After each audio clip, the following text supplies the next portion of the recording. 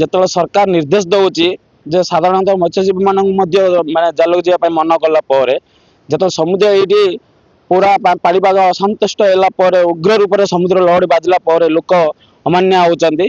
ସରକାର ନିର୍ଦ୍ଦେଶ ମଧ୍ୟ ଅପମାନିତ କରୁଛନ୍ତି। ଯେହେତୁ ଏଇଠି ଅନେକ ସମୟରେ ଦେଖିଥିବା ଯେତେବେଳେ ସରକାର ନିର୍ଦ୍ଦେଶ ସମୟରେ ଯେଉଁ ଜାଗାରେ ଯାଉଛନ୍ତି ବିଭିନ୍ନ ସମୟରେ ମୃତ୍ୟୁ ଘଟଣା ବି ହେଇଛି। ଏଇ ଜାଗାରେ ବି ବାରମ୍ବାର ଦୁଇଟା ଦୁର୍ଘଟଣା ହେଇଛି। ଏବେ ମଧ୍ୟ ଲୋକ ତା ସହିତ ମାନେ ମାନୁନାହାନ୍ତି ସରକାର ନିର୍ଦ୍ଦେଶ ମଧ୍ୟ। ଏଇଠିରେ ଯେଉଁ ପୋଲିସ ପ୍ରଶାସନ ମଧ୍ୟ ଅଛନ୍ତି ସେମାନେ ମଧ୍ୟ ତାଙ୍କେ ଲୋକଙ୍କୁ ମଧ୍ୟ ମାନେ ମନା କଲେ ମଧ୍ୟ ଜବରଦସ୍ତ ସେ ଜାଗା ଯାଇ ମଜା ନେଉଛନ୍ତି।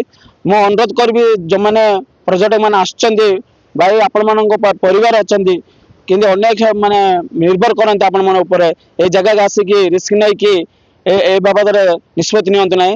ଜଗନ୍ନାଥ ମାନେ ସରକାର ନିର୍ଦ୍ଦେଶ ଅଛି ମାନେ ଏଇଠି ଯେଉଁ ସମ୍ଭାବନା ଅଛି ଯେଉଁ ମାନେ ଦୁର୍ଘଟଣା ହେବାର ସମ୍ଭାବନା ଅଛି ସେ ସମୁଦ୍ର ଉଗ୍ର ରୂପ ନେଇଛି।